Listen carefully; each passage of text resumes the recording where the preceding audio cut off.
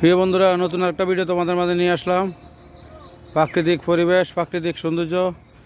আশা করি কেমন লাগলো কমেন্টে জানিয়ে দিবা, সবাইকে দেখার সুযোগ করে দিবা।